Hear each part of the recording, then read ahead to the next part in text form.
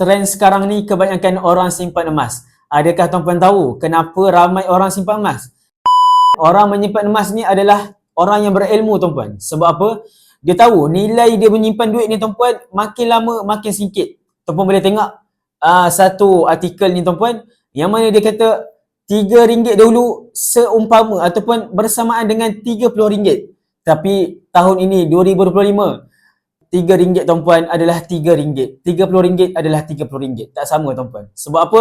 Itulah akibat inflasi, tuan-puan. Jadi tuan-puan boleh tahu tentang inflasi. Tuan-puan, inflasi adalah nilai kejatuhan wang ringgit kita, tuan-puan.